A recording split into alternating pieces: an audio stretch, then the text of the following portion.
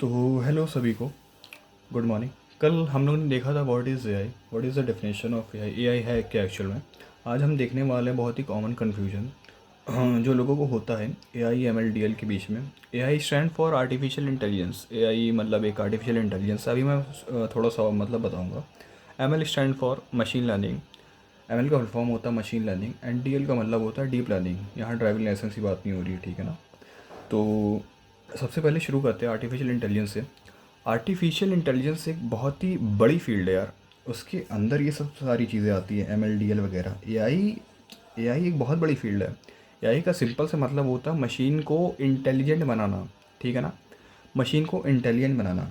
जैसे हम ह्यूमन सोच सकते हैं, डिसीजन ले सकते हैं, तो हमारा एआई में गोल है कि मशीन भी वो काम कर सके, मशीन भी खुद से सोच सके, खुद से थिंक कर सके क्या सही है क्या गलत। तो सिंपल सा मतलब ही एआई का ये होता है, ठीक है ना। तुम सीरी से बात करते हो, सीरी वगैरह यूज़ किया होगा गूगल सीरी का, तो वो तुम्हारी आवाज़ समझती है, तुमको रिप्लाई करती, तुम्हारे क्वेश्चन का जवाब देती है। तो दैट्स एन एआई, ठीक है ना। एआई एक बहुत बड़ी फील्ड है। अब उसके अंदर आता है एमएल, ठीक है ना। उसके अंदर आता है एमएल। एमएल का मतलब होता है सिंपल मशीन लर्निंग, ठीक है ना। अब एआई के अंदर एक ये सब फील्ड है, ठीक है ना। यहाँ मशीन को पहले से कोड करके नहीं रखते हैं, ठीक है ना। पहले से कोड करके नहीं करते हैं, बल्कि डेटा के थ्रू सिखाते हैं, मतलब ठीक है ना। देखो, डेटा के थ्रू मतलब जैसे कोई तुमने मशीन को प्रोग्राम कर दिया, ठीक है ना। अब तुम बाहर से कोई अलग से कोड नहीं डालोगे कोई नए तरीके का आंसर जानने के लिए, ठीक है ना। मशीन को खुद से जो पहले से डेटा दे रखा है, जो पहले से कोड करके रखा है, उसी से सीखेगी मशीन। फिर उसके बेस पे वो अपना रिस्पॉन्स जनरेट करेगी तुम्हारे क्वेश्चन के लिए, जो कि मोस्ट प्रोबेबली करेक्ट होना चाहिए। उस हिसाब से वो आंसर करेगी, ठीक है ना। ये होता है सिंपल सा मशीन लर्निंग का मतलब, वो अपने डेटा के थ्रू खुद ही सीखे। इसे कहते हैं मशीन लर्निंग, ठीक है ना। एक एग्ज़ाम्पल दूँ, रियल लाइफ एग्ज़ाम्पल दूँ। अगर जैसे तुमने एक एमएल मॉडल को 1000 फ़ोटो दे दी, 1000 2000 फ़ोटो दे दी, तुमने उसमें बता दिया, नीचे लिख दिया ये 2 फ़ोटो दे रहे हैं ऐसे करके कि ये कैट है ये डॉग है, ठीक है ना। तो कैट को तुमने फ़ोटो में बना के दे दिया, चाहे जिस जैसे दिखती हो कैट, कैट चाहे जैसे दिखती है, उसके 4 पैरों 6 पैरों।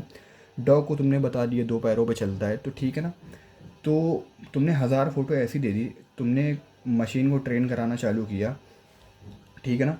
अब मशीन जब ये सारा इनपुट ले लेगी ना, जब अपने आप को ट्रेन कर लेगी मशीन, तो वो समझ लेगी कि हाँ कैट के 6 ही पैर होते हैं और डॉग 2 ही पैरों पे चलता है, ठीक है ना। तो अगर तुम एक और फ़ोटो डालोगे, 1000 फ़ोटो के डालने के बाद तुम पूछोगे, फ़ोटो डालने के बाद मशीन से पूछोगे व्हाट इज़ दैट। तो मशीन कहेगी, अगर उसके तुमने कैट की फ़ोटो दी होगी तो वो कहेगी, उसके अगर 6 पैर होंगे तो बोलेगी what is this is cat, okay. तो उसको तुमने ट्रेन कर दिया अपने डेटा के थ्रू। वो रियल लाइफ एग्जांपल पे काम नहीं करेगी, वो तुम्हारे डेटा पे जो तुम पहले डेटा दे चुके हो उसके बेस पे रिस्पॉन्स जनरेट करेगी, वही तुमको आंसर देगी, ठीक है ना। इसे ही कहते हैं मॉडल को ट्रेन करना। तो ये मशीन लर्निंग का पार्ट होता है। और उसके अंदर आता है deep learning. Deep learning machine learning के अंदर एक सब फील्ड है। यहाँ हम न्यूरल नेटवर्क की बात करते हैं, ठीक है ना। यहाँ हम न्यूरल नेटवर्क की बात करते हैं जो हमारे ब्रेन के स्ट्रक्चर जैसे होता है, ठीक है ना। अगर तुमने बायोलॉजी कभी पढ़ा हो तो तुमको पता होना चाहिए कि हमारा ब्रेन भी कुछ इसी तरह काम करता है। हमारे ब्रेन के अंदर न्यूरल नेटवर्क का एक पूरा पार्ट होता है, ठीक है ना।